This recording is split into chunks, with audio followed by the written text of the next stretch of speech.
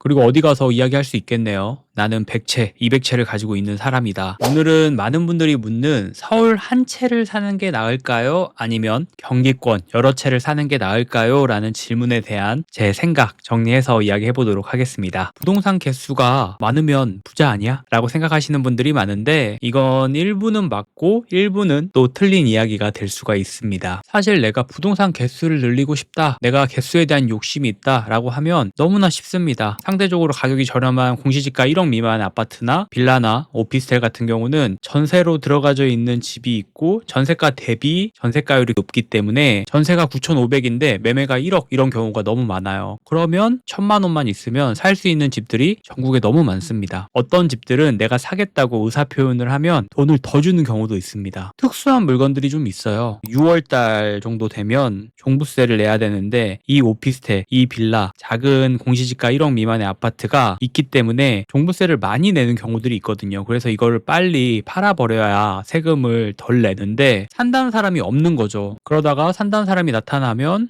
잘 됐다. 내가 이 부동산을 가지고 있음으로 해서 세금을 내야 되는 게 더 많으니까 이 사람한테 돈을 더 줘서라도 팔아야겠다 라는 물건들이 많습니다. 또 개인적인 사정에 의해서 이렇게 파는 물건들도 많고요. 그럼 이렇게 부동산을 세팅을 하고 개수를 늘려가다 보면 100채, 200채, 300채, 400채, 500채 할 수 있겠죠. 그리고 어디 가서 이야기할 수 있겠네요. 나는 100채, 200채를 가지고 있는 사람이다. 상승기 때는 이런 식의 투자가 큰 돈을 벌 수 있게 만들어줍니다. 전세가가 올라가는 것과 동시에 매매가도 올라가기 때문에 한 채당 전세를 올리는 것만으로 해도 2천만 원, 3천만 원이 더 들어올 수도 있고 당연히 매매가도 올라가기 때문에 상승기 때는 산다는 사람도 많죠. 그럼 간단하게 한번 계산을 해볼게요. 한 채당 2천만 원의 수익이 난다고 해도 10채를 가지고 있는다라고 하면 2억의 현금이 들어오는 겁니다. 20채면 4억이 되는 거고 30채면 수학적 계산으로 봤을 땐 6억이 되는 거죠. 하지만 반대의 상황에는 어떻게 될까요? 큰 돈이 나갈 수 있습니다. 부동산 시장을 봐도 20년, 21년도는 엄청난 상승기였죠. 그때 당시만 해도 내가 가지고 있는 부동산, 보이는 부동산 아무거나 사도 6개월에서 1년 정도 있으면 6천만 원, 1억 막 이렇게 올라가던 시기였어요. 그때 조급함을 많이 느끼셨던 분들도 있고 무리해서 투자를 해서 30채, 40채를 한꺼번에 사신 분들이 정말 많았습니다. 그 분들 지금 어떻게 됐나요? 한 채당 역전세 3천씩만 잡아도 6억, 9억이 필요한 상황이에요. 현금 6억, 9억이 어디 있습니까? 이런 분들의 인생이 아니라 가족들의 삶까지 같이 무너지는 걸 보니까 개인적으로도 많은 생각을 했습니다. 이런 물건들 지금 다 경매로 나오고 있어요. 돌려주지 못하니까 이 전세입자들이 다 경매를 쳐버리는 거고 자기네들이 경매로 아무리 싸게 사면 뭐합니까? 이걸 유지하고 지켜나갈 힘이 없다면 다시 경매로 당하는 일도 너무 많아요. 그리고 지금 현 대한민국 상황으로 봤을 땐 부동산 개수를 늘리는 투자는 지양을 해야 합니다. 특히 부동산 경매에서 개수를 또 무한정으로 늘리시는 분들이 많아요. 전세가보다 경매는 싸게 살 수가 있죠. 그러면 내가 싸게 샀는데 전세를 맞추기만 해도 돈이 더 들어오는 겁니다. 3천, 4천 이렇게 들어오는 돈으로 또 다른 물건을 하는 거죠. 그러면 10개, 20개, 30개 늘리는 것도 경매에서는 어려운 일이 아니에요. 하지만 경매라도 역전세 상황을 벗어나긴 어렵죠. 빌라 같은 경우에도 공시지가 곱하기 150%까지 빌려주던 전세가에서 지금 현재는 공시지가도 낮아졌고 150%까지 빌려줬던 금액을 126%로 줄였단 말이에요.